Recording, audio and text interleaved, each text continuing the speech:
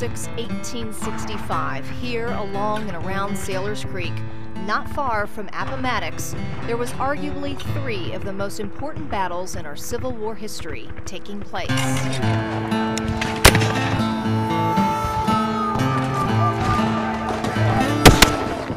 Bloody hand-to-hand fighting between Confederate and Union soldiers on this land ultimately led to the capture of 6 Confederate generals and the death of thousands.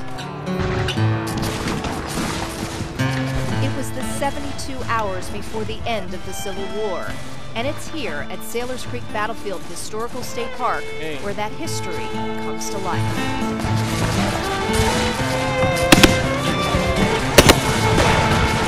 Here at Sailors Creek, Lee would lose almost a quarter of his fighting force. 7,700 Confederate soldiers would surrender here, along with 8 Confederate generals. And so this was kind of the beginning of the end. And some history books refer to it as Black Thursday of the Confederacy. Visitors who come here get a truly authentic look at what happened here nearly 150 years ago. First, inside the Visitor Center is a chronological look at the events that transpired from April 2nd, 1865, when Confederate forces left Richmond and Petersburg, to April 8th, the day before the surrender at Appomattox Courthouse. Exhibits also showcase artifacts native to the battles that took place at Sailors Creek and the stories of the men who lived through them. Those stories can also be experienced here inside the Overton Hillsman farmhouse. The home was used as a field hospital to treat injured Union and Confederate soldiers during and after the battles. Today, it's a museum where visitors can see what the home looked like during this key battle. You can still see the bloodstains on the floor near the beds and the makeshift operating table. And it is set up exactly as it was back then, described in detail in the Journal of Wounded Union Soldier Lieutenant George Peck. I was then placed on the floor of a room in which there were 2 beds, each occupied by 2 severely wounded officers, while in the third corner on the floor were at least a half-dozen more. The only place found for me was in front of one of these beds, my head close beside the hall doorway, where stood the operating table with surgeons working the entire night. Yet when my wet clothes had been removed and myself wrapped in a couple of army blankets, I slept quietly, happily until daylight.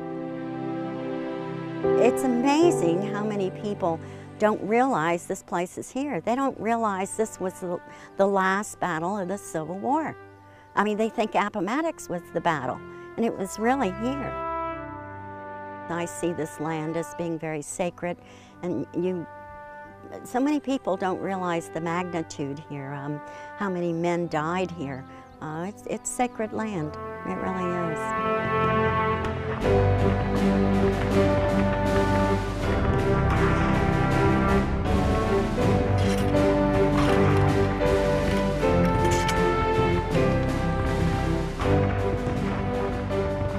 Part of the experience here at Sailors Creek is to actually walk the hiking trails where some of these battles took place. This is one such area where the Union soldiers had to cross the then high waters of Sailors Creek in order to get to the Confederate soldiers. Little did they know that those soldiers were up on the hill watching their every move. From this vantage point, the Confederate soldiers could really see everything that was happening down at Sailors Creek. But being outnumbered and inexperienced ultimately did them in and led to General Lee's decision to surrender 72 hours later.